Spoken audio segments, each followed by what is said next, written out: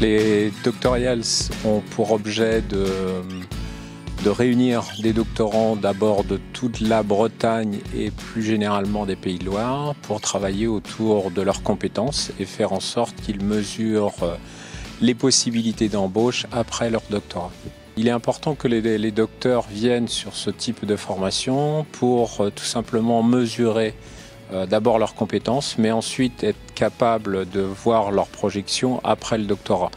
À l'heure actuelle, on a à peu près 20% des doctorants qui deviendront enseignants-chercheurs.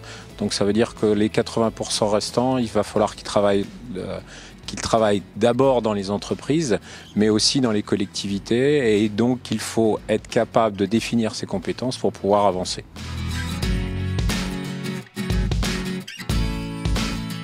Les doctorales permettent de s'organiser en tant que chercheur. Parce que moi, étant en première année, je voulais d'abord avoir le plus de formation possible parce que je me dis qu'en deuxième année, j'aurai moins le temps. Les doctorales permettent aussi de rencontrer des personnes en un laps de temps, d'avoir beaucoup de profils, de pouvoir poser les questions rapidement, mais d'avoir l'attention qu'il faut. Parce que entre envoyer des mails, avoir des réponses et aller sur le terrain, ça prend du temps. Mais là, en 3 jours, les gens sont là pour nous, ils se déplacent pour nous. C'est une occasion qu'il ne faut pas rater parce que même si on a l'impression qu'on n'a pas de questions à poser, le fait d'être en situation, ça fait émerger une réflexion.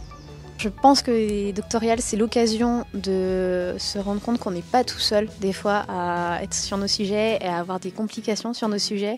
On rencontre des gens qui sont dans d'autres domaines, donc c'est aussi l'occasion de voir que dans d'autres domaines qui nous paraissent totalement différent, finalement c'est pas si différent que ça et on apprend aussi à nous former sur le après parce que même si on n'est qu'en première année, il faut déjà réfléchir au après. Qu'est-ce que je vais faire, comment je vais me vendre et comment je vais vendre ce que j'ai fait pendant 3 ans. Ça m'intéresse de savoir un peu comment se passe le monde de l'entreprise pour pouvoir envisager, si j'abandonne le monde académique, de passer de l'autre côté et avoir une idée avant d'y plonger sur ce à quoi ça peut ressembler. Ce qui me touche plus, moi, ça a été vraiment d'apprendre quelle est la vie de nombreux doctorants qui sont dans des contextes complètement différents. En particulier des gens qui sont dans des contextes qui ne sont pas des sciences et pouvoir partager nos expériences, se rendre compte qu'on a beaucoup de points communs finalement malgré le fait que nos sujets soient complètement opposés et qu'on puisse construire des projets ensemble. Ce sont un public qui est fortement apprenant. Ça, c'est la première chose. Donc, dès que vous leur donnez des outils, ils se les approprient très vite. Et du coup, c'est un vrai plaisir de collaborer avec eux. Ça, je dirais que c'est le premier point.